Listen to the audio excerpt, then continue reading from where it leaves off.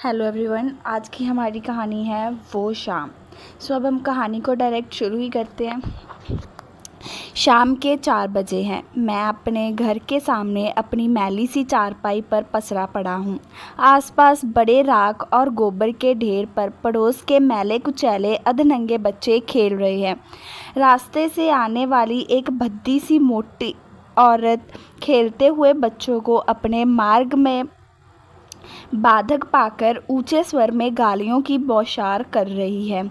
बच्चे कुछ देर सहम कर खेलना बंद कर देते हैं। औरत के चले जाने पर उनके सहमे हुए चेहरे फिर से खिल उठते हैं और दोबारा खेलना शुरू कर देते हैं। संध्याकालीन सूर्य की लाल गुलाबी किरणें राख की गर्द और कूड़े के ढेरों पर बिखर कर अपमानित हो रही हैं। कुछ देरी पर एक कूड़े के ढेर पर कुछ गधे सहमे हुए से प्रतिमा बने खड़े हैं, जैसे तूफान के आने का इंतज़ार कर रहे हो। इतने में एक काला कलूटा भद्दी डरावनी सूरत वाला लड़का अपनी बहन को पीठ पर लादे हुए मेरे पास आता है। उसे मेरे पास बिठाकर खुशी से चिल्लाता हुआ अन्य बच्चों के साथ अपार तल्लीनता से खेलने लग जाता है। उसे तो अपनी बहन का कोई ध्यान ही नहीं रहता, लेकिन मेरा सारा ध्यान उस पर केंद्रित हो जाता है। उस 10-11 महीने की लड़की को ठीक अपने सामने एक कदम की दूरी पर पड़ी देखकर मैं उस अपनी कल्पना संसार, फूल, भ्रमर, तितली, रंग बिरंगे बादल, कवि गोष्ठी से निकल कर घृणित भयानक यथार्थ तल पर जैसे जबरदस्ती धम से गिर पड़ता हूँ। 10-11 महीने का एक अत्यंत काला हांड मांस का लोथड़ा नाक बहकर लगातार मुंह में जा रही है। राख और गोबर से भरे हाथ बार बार चेहरे पर अद्भुत घृणित मोटी टेढ़ी रेखाएं खींच रहे हैं। इतने में एक सड़ियल खजाला पिल्ला भी उसके पास आकर खड़ा हो जाता है और दुम हिलाने लगता है।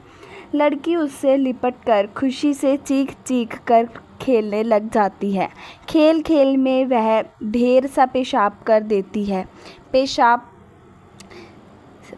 से बनी कीचड़ में सारी धंस जाती है। हाथों को उसमें पटक पटक कर और भी ज़्यादा खुशी से खेलने लग जाती है। फिर उन्हीं हाथों को बड़ी तृप्ति से चाटने लग जाती है। सड़ियल पिल्ला भी उसकी देखा देखी उसके नन्हे गंदे शरीर को चाटने लग जाता है। मैं सुन्न सा होकर एक टक से इस विपत्स्य दृश्य को देख रहा हूँ। इंसान और कुतिया का बच्चा एक जैसे मस्ती में खेलते हुए। इतने में ही उस लड़की ने एक बड़ा सा गोबर का ढेला उठाकर अपने मुंह में रख लिया। घृणा और डर से मैं चीख पड़ता हूँ। उल्टी पड़ने को होती है और ना देख सकने की हालत में मैं एकदम से पीछे की ओर घूम जाता हूँ।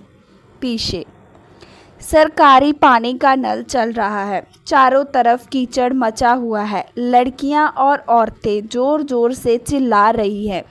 थोड़ी देर में लड़ना शुरू कर देती हैं। 2 गरीब और बराबर की लड़कियां जोर जोर से गंदी गालियां दे देकर लड़ रही हैं। एक दूसरे की घृणित पोल खोलकर रसिकों के कानों में शहद उड़ेल रही हैं। रसिक जन आसपास खड़े आनंद से झूम रहे हैं। कुछ तरुणगण अपनी उत्कंठा को ना रोक सकने के कारण उनके बिल्कुल पास आ जाते हैं। जैसे ही वे लड़कियां गाली गलौज से मारपीट पर आ जाती हैं, वो खुशी से सीटी बजाना और चिल्लाना शुरू कर देते हैं।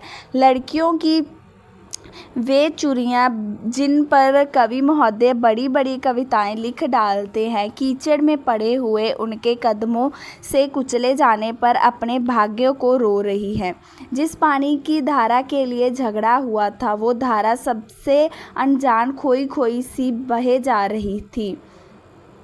दो मटके फूट चुके थे, किसी को कोई सुध नहीं, सब तमाशे का पूरा आनंद ले रहे हैं। इतने में एक भयंकर लड़ाकू औरत आ जाती है और अपना बड़ा सा मैला घड़ा नल के नीचे लगा देती है। अब लड़कियों को होश आता है। लड़ना छोड़ जैसे ही एक लड़की अपने एकमात्र बची हंडिया को नल के नीचे लगाने का प्रयत्न करती है तो वह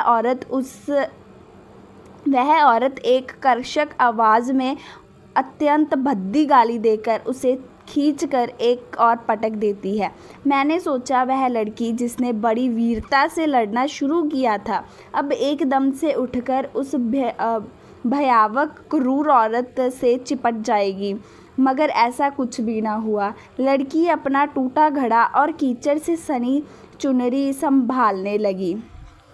आपस में लड़ने वाली वीर कुत्ते भेड़िए को देखकर दुमदुमाकर भाग जाते हैं। तमाशा समाप्त हो चुका था। रसिक जन धीरे धीरे खिसकने लगे थे। मैंने भी अपनी नज़रें पीछे को हटाकर ढलते उदास सूरज की तरफ मोड़ी। सूरज के साथ ही देखा कि दूर एक कूड़े के ढेर के पास एक औरत बेशर्मी से मलत्याग कर रही है। मार्ग से आते जाते भावी भारत के कंधार रुक रुक कर उसकी तरफ ललचाई दृष्टि से देख रहे हैं। मैं भी उस तरफ देख रहा हूँ, लेकिन पता नहीं किस भाव से। मैं भी देख रहा हूँ, राह चलते पथिक भी देख रहे हैं, लेकिन सूरज जो बड़ी देर से इस बस्ती को देख रहा है, अंत में इस बेशर्म औरत को देखकर घृणा से घबरा कर नीचे की ओर खिसक गया और विशाल नीली चादर में अपना लाल मुंह छिपा लिया। सूरज के साथ मैं भी घबरा कर अपनी चादर लपेटकर इसके विपरीत दृश्यों के लिए खेतों व नहरों की तरफ चल पड़ा। आई होप आज की हमारी कहानी आपको अच्छी लगेगी और इस चैनल को सब्सक्राइब ज़रूर करना। Thank you.